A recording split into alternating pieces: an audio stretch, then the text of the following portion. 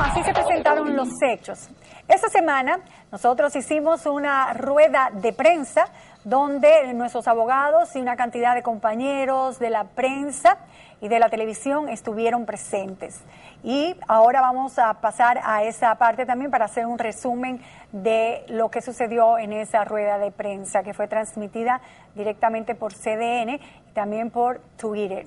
Una cosa que tengo que agradecer inmensamente es el respaldo de los medios de comunicación, a los directores de los medios que han editorializado sobre este tema, a todos los compañeros que fueron a apoyarme y los que no pudieron por una u otra razón, lo han hecho a través de cartas, de llamadas telefónicas y también hablando en sus programas. Gracias de corazón. Con esto creo que estamos tomando conciencia nosotros los dominicanos de que debemos unirnos, que nada es de una sola persona, que todo nos atañe, que lo que pueda hacerse desde esta parcela va a beneficiar a todos en sentido de general y la lucha no es particular sino general. Y con esa convocatoria de rueda de prensa y esa cantidad de medios que fueron, de allegados, de personas que estuvieron presentes solidarizándose con este hecho, me hace tomar y tener muchas expectativas y esperanzas de que estamos cambiando en términos de solidaridad. Y eso es importante porque siento que eso se había perdido un poco, pero se está retomando desde hace unos casos atrás, no tan solo conmigo, sino también con otros compañeros que todos hemos ido a acudir, a ayudarlo, a estar presente, a soportar esa situación hombro con hombro. Y les puedo asegurar que la carga se hace más liviana.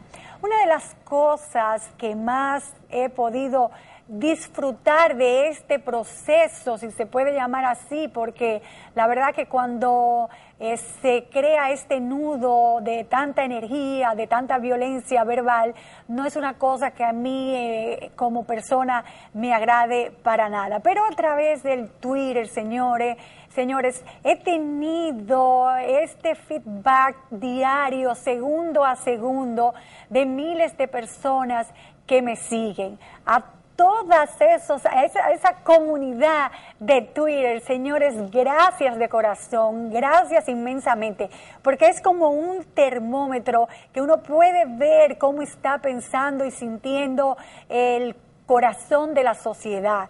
Porque en esos 69,000 personas que me siguen más o menos, pues ahí yo puedo palpar y puedo sentir ese latido, ese corazón de ese grupo inmenso de personas que están conectadas conmigo. Y esa parte ha sido la mejor de todo este proceso, de este caso que estamos llevando en las últimas semanas. Así que a todos mis seguidores de Twitter, gracias porque me han acompañado segundo a segundo, me he sentido respaldada, me he sentido querida, respetada por todos ustedes, así que muchas gracias, de verdad. Yo cuando hablo de esto me emociono, así que tengo que controlarme, porque si no que comienzo a llorar de inmediato. Pues decía y retomo el tema de que ahora vamos a pasar a hacer un resumen de la rueda de prensa que tuvo lugar el miércoles en el restaurante Cherezade,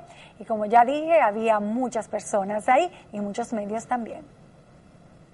Luego de estas denuncias que hemos venido haciendo, el lunes 23 de agosto, Euclides Gutiérrez nos intima legalmente y hace lo mismo con los patrocinadores o anunciantes de este programa.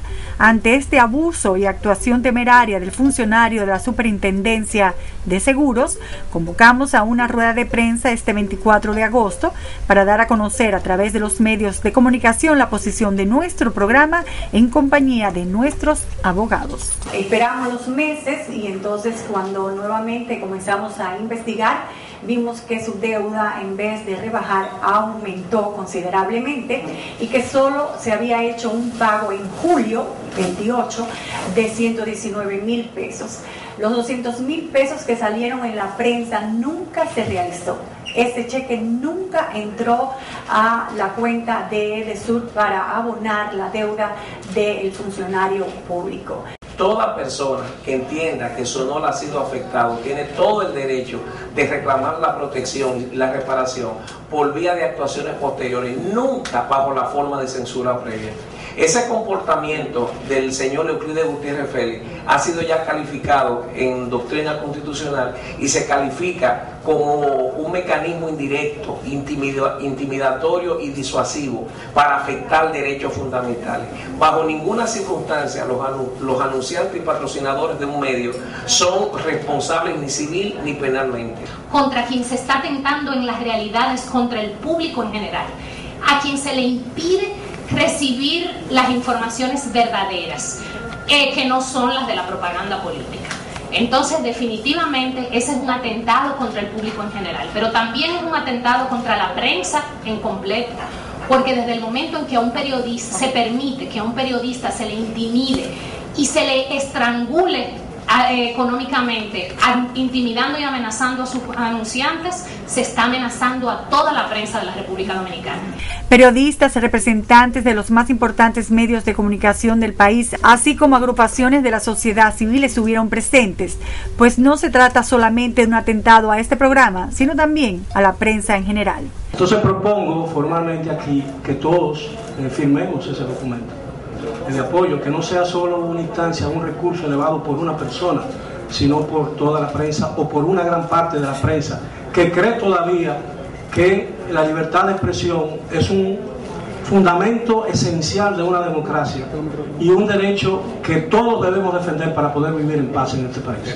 La propuesta del periodista Miguel Guerrero fue aceptada por los abogados y el grupo de periodistas presentes se incluyeron en la instancia como intervinientes voluntarios. El Colegio Dominicano de Periodistas rechaza cualquier intento de cualquier poder, de cualquier persona, de coartar, de censurar la libertad de prensa, la libertad de información que tiene la ciudadanía. Cada periódico, cada noticiario, cada programa informativo tendría que dedicarse día por día a llamar a todos los anunciantes, uno por uno, a decirle: mire, hoy pienso hablar acerca del narcotráfico. ¿Qué le parece a usted? ¿Usted no tiene problema con que yo trate ese tema? Mire, pienso hablar sobre los precios del petróleo. ¿Qué le parece? ¿Usted me permite hablar de eso? En un mundo así, como el de Héctor Rodríguez Pimentel y Euclides Gutiérrez, sería imposible el ejercicio del periodismo, evidentemente. De manera que esto no es entre Nuria y Euclides, eso es contra todos nosotros. Y tenemos que tener eso muy claro. Un silencio ahora es peor que la peor traición. Pero la amenaza no se queda en nosotros, nada más, en los que ejercemos este oficio, sino que el fin ulterior es lesionar el derecho de cada ciudadano. Porque vamos a estar claros en una cosa: cuando se atenta contra el ejercicio del periodismo, realmente el periodista está en el medio, pero el fin es el ciudadano. La inconducta del funcionario Gutiérrez Félix ha provocado una distorsión en los ciudadanos, como lo comenta el periodista Ramón Colombo, quien puso sobre la mesa el sentir de la gente del pueblo. Me he enterado que un grupo de ciudadanos que no forman parte de ninguna de las grandes entidades de la sociedad civil, ni de ninguno de los movimientos de la marea emergente juvenil, ha propuesto algo que me parece, fantástico. Un movimiento social bajo el lema: yo no pago mientras Euclides no paga. Que en primicia estamos con Nuria y estamos en contra de la intimidación. Algunos periodistas hicieron sentir la preocupación por el matiz político que se impregna en el país a la mayoría de los casos. Noten ustedes, como siendo el doctor Euclides Gutiérrez Félix un importante miembro del comité político del Partido de la Liberación Dominicana, y él mismo ha manifestado de que esta campaña que está contra él pudiera ser contra el presidente de la República. ¿No temen ustedes de que este caso, que es comercial, que es civil, se pudiera tornar como un caso político, que pudieran acusarla a usted como que está tratando de desacreditar el gobierno del doctor Leonel Fernández conjuntamente con sus funcionarios que han sido calificados como corruptos ante la sociedad? No, realmente siempre hay esa acusación y es normal cuando está el PRD, entonces yo soy PLDista, o igual pasa con los compañeros que estamos aquí todos, cuando es el PLD es otra cosa. Eso no preocupa porque la verdad que yo creo que la gente sabe el sentido de uno y sabe que es un sentido meramente periodístico y con responsabilidad social. De que afecta al gobierno porque él está haciendo la demanda como funcionario público y entonces claro que va a afectar al gobierno. Euclides debió tomar en consideración eso. Yo no sé cuál es la fuerza que puede tener este funcionario para que un presidente a esta altura del juego todavía permita este tipo de accionar de sus funcionarios. Lo más sorprendente es que hasta políticos de la misma afiliación que Euclides Gutiérrez acudieron a la rueda de prensa y también rechazaron su actuación. Lo primero que debo establecer a mi maestro Euclides Gutiérrez Félix es que yo soy más gobernista que el gobierno. Consecuentemente, su alumno Alfonso Crisóstomo, el querido, le comunica que el principio del comportamiento humano es que lo importante no es cómo comencemos, sino cómo terminemos. Y yo quiero que usted termine bien su carrera personal, profesional y política.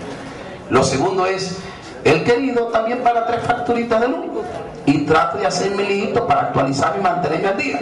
Así que mi jefe político, usted también debe actualizarse. Paguemos la luz. Transmitimos la rueda de prensa a través de CDN en vivo. Vamos a seguir conversando con nuestros abogados sobre este caso y por eso tenemos en el estudio a la doctora Laura Acosta y al doctor Luis Rivas del bufete Pellerano y Herrera. A los dos para hacer ya algunas acotaciones importantes sobre el tema. Por ejemplo, doctor Rivas, ya el recurso de amparo fue presentado el jueves en la tarde. Explíqueme un poquito de ese procedimiento. El procedimiento de amparo es un recurso constitucional que está a disposición de toda persona que sea afectada en uno de sus derechos fundamentales. En este caso, se está invocando el derecho de prensa, la libertad de expresión y difusión del pensamiento y el derecho de la información, que es una dimensión adicional que tiene el derecho de prensa y tiene como particularidad de que no solamente le pertenecen a un periodista en particular o a una persona, sino que le corresponden a la comunidad dominicana en general. Se presentó el jueves en la tarde el recurso y entonces la pregunta sería, ¿cuándo se ve el juicio? Ya en las próximas horas se estará celebrando una audiencia y estimamos que pudiera ser de martes a miércoles aproximadamente de la próxima semana. Okay. Vamos a ver, doctora Acosta, tengo entendido que a raíz de la rueda de prensa y de la solidaridad de los compañeros, todos aquellos que estuvieron ahí firmaron también como partícipes de esta querella, de este recurso de amparo. ¿Cómo se manejó esa situación? ¿Cómo se maneja esa situación? Bueno, tan pronto como el tribunal ya está apoderado y tan pronto como fijen la fecha de la audiencia, tal y como dijo Luis Rivas, entonces ese grupo de personas va a depositar una intervención voluntaria en el proceso a los fines de adherirse a las conclusiones del recurso de amparo. Okay. Para que uno pueda entender qué significa eso, doctora Acosta. Eso significa que ese grupo de personas va a intervenir en el proceso con la finalidad de apoyar las conclusiones que nosotros vamos a presentar en el recurso. Okay. Esto crea un precedente, la verdad, en lo que se refiere a litigios judiciales de esta índole, en recursos de amparo. Sí, cómo no, porque comúnmente lo que ocurre con este tipo de casos en que el gremio periodístico se siente afectado es que el periodista recibe el apoyo de toda la prensa nacional que asiste a las audiencias y durante todo el proceso, pero en este caso lo que ha ocurrido es que de manera espontánea estos periodistas han decidido participar activamente e intervenir representados por abogados en el recurso. Bueno, yo tengo que agradecer a los empresarios que me han llamado por teléfono para apoyarme y para decir que siguen hacia adelante con el programa. Eso estará en la lista de mi corazón para siempre y se agradece esa valentía. Pero Pero quería saber, doctor Rivas, el basamento legal del señor Euclides Gutiérrez para incluir a terceros en una intimación de una posible demanda en el futuro. ¿Está en lo cierto este señor? ¿Correrían realmente peligro los anunciantes? Yo me siento quizás incapaz de responderle esa pregunta porque el señor Gutiérrez entiende que el único inteligente y el único que tiene luces es él. Ahora, yo no sé dónde están los libros y la doctrina y la jurisprudencia en que él se basa para ese argumento, porque la respuesta es muy simple, la siguiente. Al amparo de la ley 6132, que no es una ley original de la República Dominicana, sino es una copia de la legislación francesa de 1882, bajo ninguna circunstancia los anunciantes son responsables. La ley penal es de interpretación restrictiva y esa ley organiza quiénes son las personas responsables por los delitos de prensa.